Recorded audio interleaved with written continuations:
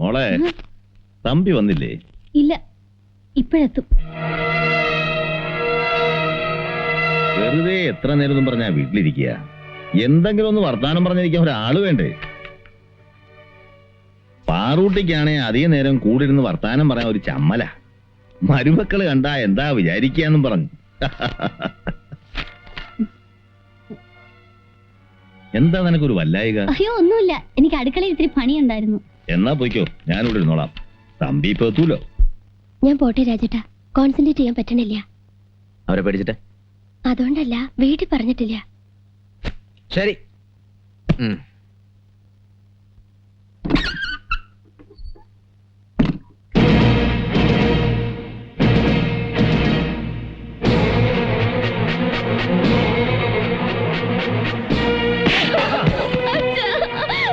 മിണ്ടി പോരുത്, കുന്നളയും ഞാൻ. അച്ഛന്റെ കാലം കഴിഞ്ഞു, ഇനി എന്തുവാന്ന് വിചാരിച്ചു അല്ലേടി? എന്താ എന്താന്നോ ചോദിച്ചു പുന്നാരമോളോട്.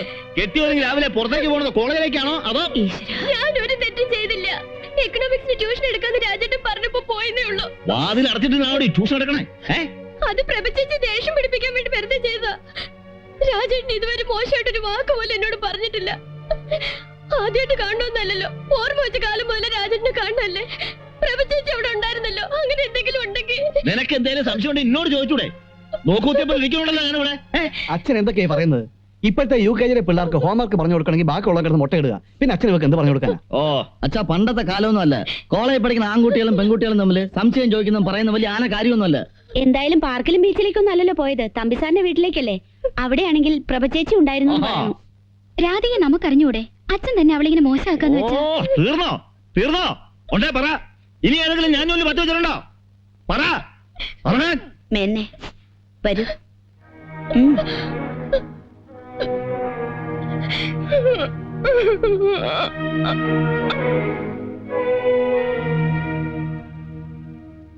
ഇങ്ങനെ ബഹളം ഉണ്ടാക്കേണ്ട കാര്യമുണ്ടോ? പിന്നെ ഒരു ചെറുപ്പക്കാരനെ മുറി നിറങ്ങി വരണണ്ട, പൂട്ട് തൊടണം. തന്റെ മക്കള് തന്നോളായ താനെന്ന് വിളിക്കണമെന്നാ പറയാ. ദേ, അവള് നമ്മുടെ കുട്ടിയല്ലേ. ഇങ്ങനൊരു തെറ്റ് ചെയ്യുമെന്ന് തോന്നുന്നുണ്ടോ? അടിച്ചോ? കഷ്ടായി.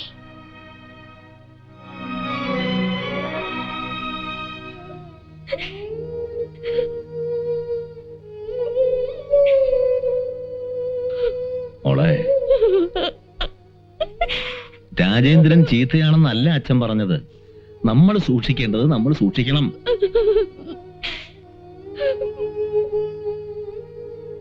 നിനക്ക് പറഞ്ഞുതരാനുള്ള പഠിപ്പൊന്നും അച്ഛനില്ല. പഴയ മെട്രിക്കുലേഷനാ.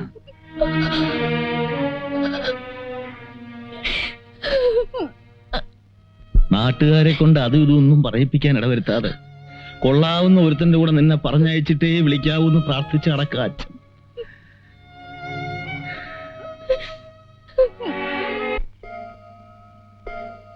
മണി 10 എന്താ പറ്റിയേക്കണാവോ? അമ്മേ, ദേ വരുന്നുണ്ട്. കൂടുതൽ എന്താ പറ്റിയെന്ന് തോന്നണേ. ചില്ലറ വെയിറ്റ് ഒന്നും അല്ല. എന്റെ ഈശ്വര, എന്ത് പറ്റി? ഒക്കെ ഇവിടെ തന്നെ വിശദീകരിക്കണോ? ഏട്ടൻ പൊയ്ക്കോ, ഞങ്ങൾ വെച്ചോളാം. പിടിക്കച്ച. ബാക്ക് വീല് സ്റ്റക്കായി എന്നാ തോന്നണേ. അയ്യോ, അവൻ ആകെ ദേഷ്യം പിടിച്ച് പോയിരിക്കാ. ചെന്ന് വല്ലതും വിളമ്പിക്കൂടെ? വണ്ടിക്ക് എന്താ പറ്റിയത്? പറ്റിയതല്ല, പറ്റിച്ചതാ. എന്താന്ന് പറ. അതൊക്കെ പിന്നെ പറയാം. അയ്യോ, ഇവിടെ തിരുവിയ മോളെ. ശരിയാ, വല്ല പിണ്ണ തലയോട്ടൊന്ന് ആവി പിടിക്കണം, അല്ലെങ്കിൽ കൈ പോക്കാൻ പറ്റില്ല. നീ ഒന്നും തിരുമ്പി തരണേ. എന്താടി അച്ഛൻ പറഞ്ഞോണ്ട് തന്നെ ഒന്നും ചെയ്യുന്നില്ല. അയ്യോ, പട്ടികൾക്കൊക്കെ നല്ല പോരായി. കുറച്ച് കൊതി തീർന്നിട്ടുണ്ടാവും. 4-5 കിലോമീറ്റർ തള്ളി തള്ളി മനുഷ്യന്റെ ഊപ്പാട് വന്നു പോയി. വണ്ടിയല്ലേടാ, ചിലപ്പോ അങ്ങനെയൊക്കെ ഉണ്ടാവും. അതല്ലമ്മേ, ഞാനെന്തിനാ ഇനി ദിവസം അങ്ങോട്ടും ഇങ്ങോട്ടും ഇങ്ങനെ വണ്ടി ഓടിക്കണേ? പിന്നെ ജോലിക്ക് പോണ്ടേ? വണ്ടി ഓടിച്ചോടിച്ച് ചങ്ക് കലങ്ങി തുടങ്ങി. ബസ്സിൽ പോവാൻ ബുദ്ധിമുട്ടാണെന്ന് പറഞ്ഞോണ്ടല്ലേ അച്ഛൻ വണ്ടി മേടിച്ചു തന്നത്? അതുകൊണ്ട് എന്താ കാര്യം? വണ്ടിയുടെ അവസ്ഥ കണ്ടില്ലേ? ഇത്ര നാളും അങ്ങനെ തന്നെ അല്ലേടാ പോയത്? ഇത്ര നാളെന്ന് പറഞ്ഞ അച്ഛൻ ഇവിടെ ജോലി ഉണ്ടായിരുന്നു. ഇപ്പൊ അച്ഛന് ജോലി ഇല്ലല്ലോ.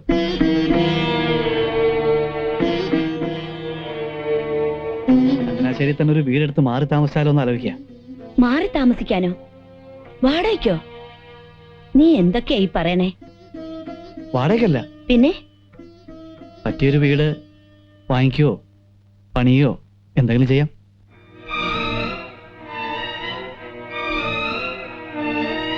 അച്ഛനും അമ്മ എന്റെ കൂടെ പോരെ? ഞാൻ നല്ല പൊന്ന് പോലെ നോക്കിക്കോളാം. പിന്നെ രാധയൊക്കെയാണെങ്കിൽ അവിടെ നിന്ന് പഠിക്കുകയും ചെയ്യാം. കാര്യമൊക്കെ കൊള്ളാം, പക്ഷേ ഇതിനൊക്കെ എവിടുന്നാ പണം? അച്ഛന് കിട്ടിയ രൂപയില്ലേ? അതിന്ന് 50,000 രൂപ സുമിത്ര ചോദിച്ചിരിക്കുക. ബാലിന് എന്തോ ബിസിനസ് തുടങ്ങാൻ. ആവശ്യമുള്ളപ്പോ തിരിച്ചു തരാന്നാ പറയണേ. ബാക്കി 1 ലക്ഷം ഇല്ലേ അമ്മേ? അതുകൊണ്ട് വീട് കിട്ടൂടാ. ഓരോരുത്തരും ലോൺ എടുക്കാം. അതിപ്പോ അച്ഛൻ എന്താ തീരുമാനിച്ചിരിക്കണേന്ന് അറിയില്ലല്ലോ. രാധയ്ക്ക് ആലോചന എന്തെങ്കിലും വന്നാ? അവക്ക് അതിനു വേണ്ടി വലിയ പ്രായമൊന്നും ആയിട്ടില്ലല്ലോ അമ്മേ. എപ്പോഴാവശ്യം എന്ന് വെച്ചാൽ ഞാൻ തിരിച്ചു തന്നേക്കാം. ഇല്ലെങ്കിൽ ശമ്പളം കിട്ടുമ്പോൾ ഒരു തുക ചെയ്ത് അച്ഛന്റെ പേര് ബാങ്കിൽ ഇട്ടോളാം. ഞാൻ അച്ഛനോട് പറയാം.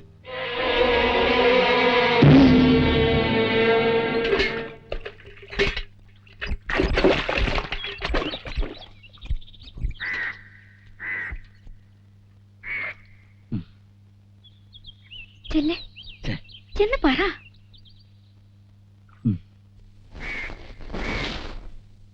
തലവേദന എന്ന് പറഞ്ഞ് ലീവ് എടുത്തിട്ട് വെയിലത്തിറങ്ങി നടക്കുക. ഇപ്പൊ കുറച്ച് കുറവുണ്ട്.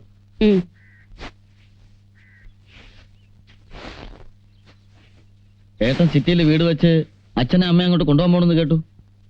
അതൊന്നും തീരുമാനിച്ചിട്ടില്ലടാ. ഇനി പോയാൽ തന്നെ ഞങ്ങൾ സ്ഥിരമായിട്ട് അവിടെ നിൽക്കാനൊന്നും പോണില്ല. കുറച്ചു ദിവസം അവന്റെ കൂടെ, കുറച്ചു ദിവസം നിന്റെ കൂടെ മാറി മാറി നിൽക്കാം. എന്താ? ഞാനും സിറ്റിയിൽ ഒരു വീട് വെച്ചാലോ എന്ന് ആലോചിക്കുക. നിനക്ക് ഈ വീടില്ലേ? ഓ, എനിക്കെന്തിനാ ഈ പഴഞ്ചൻ വീട്? ഞാനും ഏട്ടനെ പോലെ 10-25 കിലോമീറ്റർ പോയിട്ടല്ലേ ജോലി ചെയ്യണേ. നല്ല മോഡേൺ സ്റ്റൈലിൽ സിറ്റിയിൽ ഒരു വീട് വെക്കണമെന്ന് എനിക്കും ഇല്ലേ മോഹം. അതിനിപ്പോ എവിടുന്നാ പണം? അച്ഛന് കിട്ടിയത് എത്രയാന്ന് നിനക്കറിയാലോ. അത് സുമിത്രയും ഹരിയും കൂടി ചോദിച്ചിരിക്കുക. ഈ വീട് വിൽക്കാം. എത്ര കൊല്ലം പഴക്കമുള്ളതാ. ഏത് കാറ്റത്താ ഇടിഞ്ഞ് വീഴുന്നെന്ന് വല്ല നിശ്ചയമുണ്ടോ? മുത്തശ്ശന്റെയും മുത്തശ്ശിയുടെയും അസ്ഥിത്തറ ഇവിടെയല്ലേ ഉള്ളത്. അത് വിട്ടിട്ട് പോവാൻ അച്ഛൻ സമ്മതിക്കുമെന്ന് തോന്നണില്ല. അമ്മ പറഞ്ഞ അച്ഛൻ കേൾക്കാണ്ടിരിക്കില്ല. ഞാൻ പണിയണ വീട്ടില് അച്ഛനും അമ്മയ്ക്ക് നല്ല സ്റ്റൈലിനൊരു ബെഡ്റൂം. അതല്ല, രാധയുടെ കാര്യത്തിന്. അതിന് ഞങ്ങൾക്കും കൂടി ഉത്തരവാദിത്വം ഇല്ല അമ്മേ. ശമ്പളം കിട്ടിയ മാസം 500 രൂപ വെച്ച് അച്ഛന്റെ പേരിൽ ബാങ്കിൽ ഇട്ടിട്ട് ഞാൻ വീട്ടിൽ കയറൂ. എന്തായാലും അച്ഛനോടൊന്ന് ചോദിക്കട്ടെ. ചോദിച്ചാ പോരാ, സമ്മതിപ്പിക്കണം. ശക്തി പറഞ്ഞ ശിവൻ കേൾക്കാണ്ടിരിക്കോ? ഭർത്തൃദുഃഖോപശാന്തിക്കു കിഞ്ചിൽ തോയാ കർത്തവ്യമായൊരു കർമ്മമെന്നായി വരും. സത്യവാദി ശ്രേഷ്ഠനായ പിതാവിനെ സത്യപ്രതിജ്ഞനാക്കിയിടുക.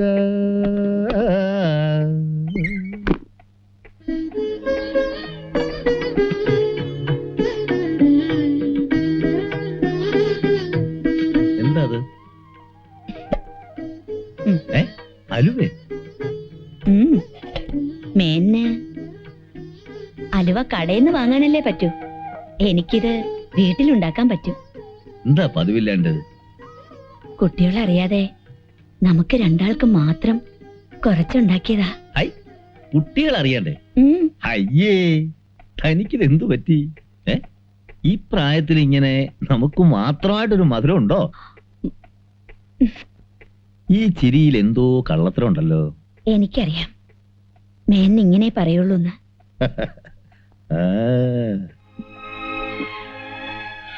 അച്ഛന് കിട്ടിയ പണത്തിന് മക്കള് ചില പദ്ധതികളൊക്കെ കൂട്ടണുണ്ട്. പക്ഷെ ഞാൻ പറഞ്ഞു അച്ഛന്റെ തീരുമാനം എന്താണെന്ന് അറിഞ്ഞൂടല്ലോന്ന്.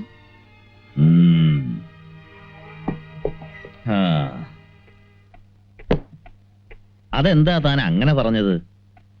250 റുപ്യ ശമ്പളക്കാരനായിട്ടാ ഞാൻ തന്റെ കൈക്ക് പിടിച്ചത്. അന്നു മുതൽ ഇന്നു വരെ എനിക്ക് മാത്രമായിട്ടൊരു തീരുമാനം ഉണ്ടായിട്ടുണ്ടോ? ശമ്പളം കൊണ്ടുവന്ന് ഏൽപ്പിക്കണമല്ലാതെ എന്തെങ്കിലും കണക്ക് ഞാൻ ചോദിച്ചിട്ടുണ്ടോ?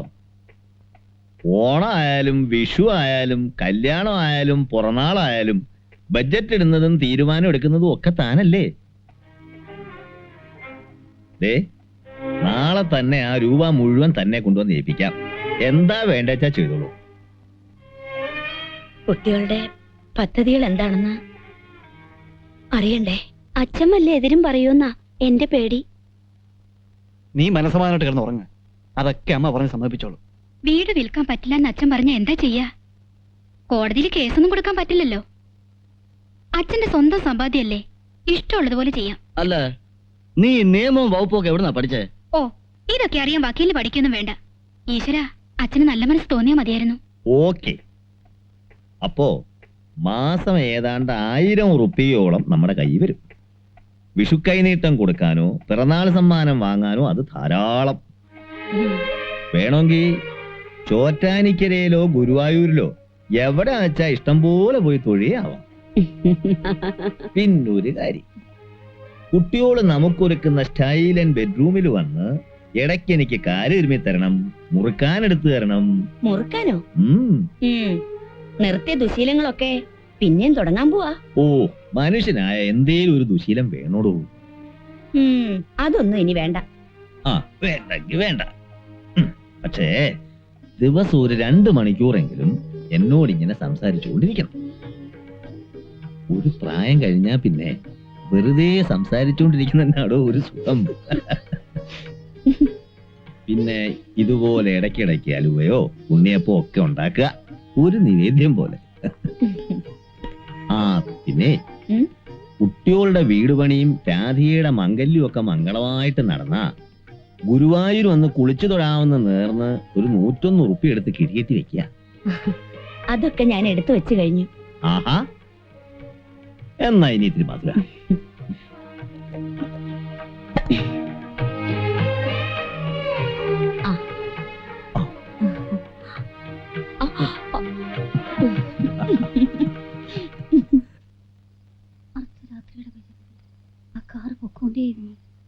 ഒരു വളവ് തിരിഞ്ഞതും കാത്തിരുന്ന മതി. നീ വാലടച്ചിരുന്ന് ഉറങ്ങാൻ നോക്ക്.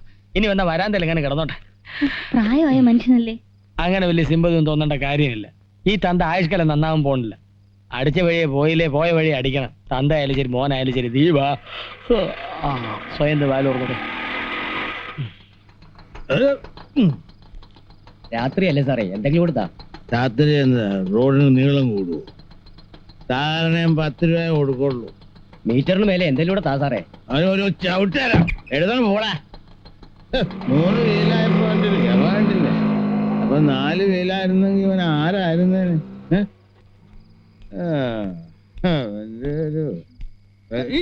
വീണു വീണു. ആരാ എന്നെ പിടിച്ച? കയ്യെന്ന് വിടറാ. ആരും എന്നെ പിടിക്കണ്ട. അച്ഛൻ ഇഷ്ടമാണോ മക്കൾക്ക് ഇഷ്ടമാവില്ല, മക്കൾക്ക് ഇഷ്ടമാവണോ അച്ഛൻ ഇഷ്ടമാവില്ല. എന്താ ചെയ്യുക? തലയിലെടുത്ത് തലമുടി പഠിച്ചാ പോവൂ. വലിയ വേദാന്തം പറഞ്ഞ് എന്നെ സോപ്പിടല്ലേ. സോപ്പ് ഇട്ടിട്ടുള്ള തന്തയ്ക്ക് ഉറക്കാത്തവനും ഒക്കെ എന്നെ കുഴിയിലാക്കിയിട്ടേ ഉള്ളൂ. അച്ഛൻ മുന്നോട്ട് വന്നേ. വിടറാ. എത്ര മദ്യപിച്ചാലും തമ്പി കണ്ടുള്ളൂ വിടില്ല. നോക്കിക്കോ. Right, left, right, left. ആണ്ട പട്ടാളം വീണു. പൊക്ക് പൊക്ക്. ഓ, വാളടിച്ച് എന്നെ കൊണ്ട് വയ്യ. മിക്സിട്ട് തിളപ്പിച്ച വെള്ളവാ, എഴുന്നേറ്റ് മൂടി പോച്ച നാവിയുണ്ടേ. എന്നെ ആരും ചികിത്സിക്കണ്ട. സാറിനെ അല്ല, സാറിന്റെ പനിയെ ചികിത്സിക്കാനാ. എണീക്ക്. ഓ, ഒന്ന് എണീക്കാൻ. ബ്രാൻഡി എല്ലാം കൂടെ വലിച്ചു കയറ്റിട്ട് ബാക്കിയുള്ളവരുടെ പാടെ. ഇങ്ങോട്ട് തിരിഞ്ഞേ. നോക്കി പഠിപ്പിക്കൊന്നും വേണ്ട. ശബ്ദിച്ച് മുറി മുഴുവൻ വൃത്തികേടാക്കിയത് കഴുകി തുടച്ച് കിടന്നപ്പോഴേ നേരം വെളുക്കാറായി. ഒന്ന് തിരിഞ്ഞേ. ശനിയാഴ്ച മദ്യപിക്കുന്ന എന്റെ ഒരു ശീലമാ. അത് ഇന്നും ഇന്നലെ തുടങ്ങിയൊന്നു. ഏഴര ശനി കണ്ടക ശനി എന്നൊക്കെ കേട്ടിട്ടുണ്ട്. പക്ഷെ മദ്യപാന ശനി ഇപ്പൊ ആദ്യമായിട്ട് കേൾക്കുക. ശരിക്കും നാവിയുള്ളു, നന്നായിട്ടൊന്ന് വേർക്കട്ടെ.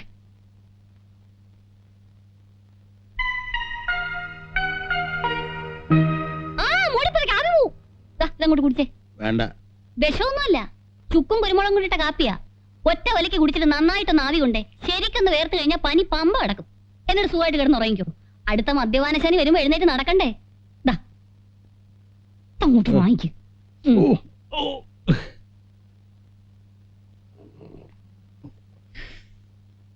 വാ